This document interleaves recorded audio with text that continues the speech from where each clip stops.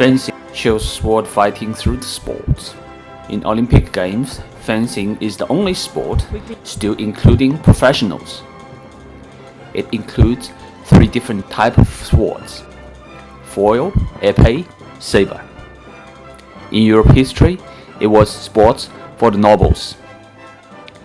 In modern days, action movies using sword scene to create exciting stories such as The Three Musketeers, Zorro, and many others. To show the magic of sword fighting scene, we need to look at history. Sword fighting originated from ancient times. People used swords with physical strength, not much technique. Through the centuries, the development of skills and technique become very deadly and known as secret movements practiced by those who were successful and taught others at a cost. Armor turned obsolete. Swords were made lighter, narrower.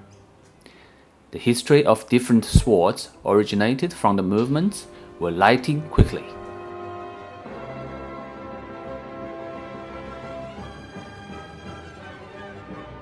Rob Roy. This fight showed 2 different types of swords. The villain's is light, fast, attacks like a snake.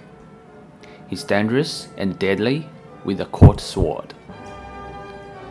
The sword Rob Roy used is a Scottish sword, which is suitable for heavy armored combat. In personal combat, it was too heavy, wrong choice in a duel, but accurately reflecting his emotion. Rob Roy soon becomes exhausted by trying to defend himself from the fast attacker. The villain is a skilled swordsman with lightning quick movements.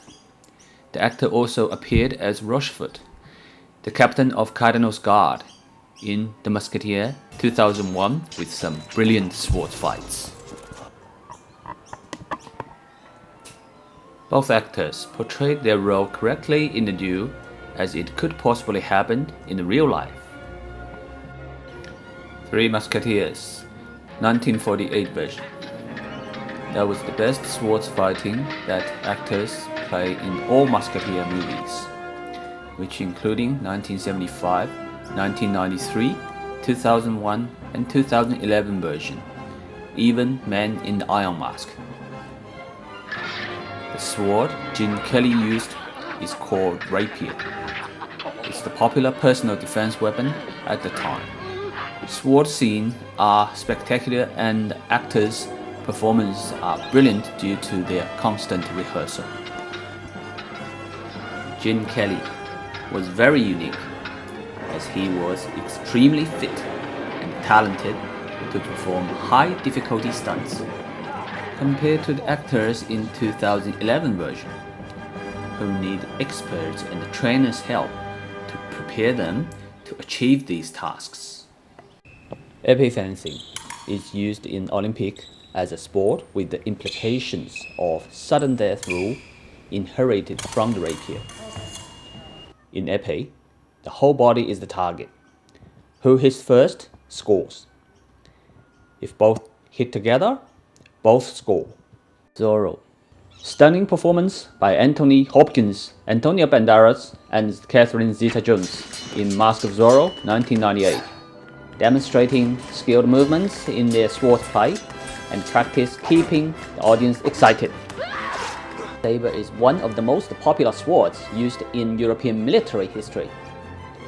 It's seen in movies such as The Duelist, Waterloo, War and Peace.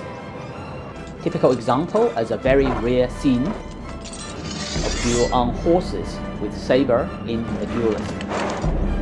This scene on the horses was a difficult scene for the actors to do, as the horses were moving at high speed and actions had to be performed with accurate timing and precision.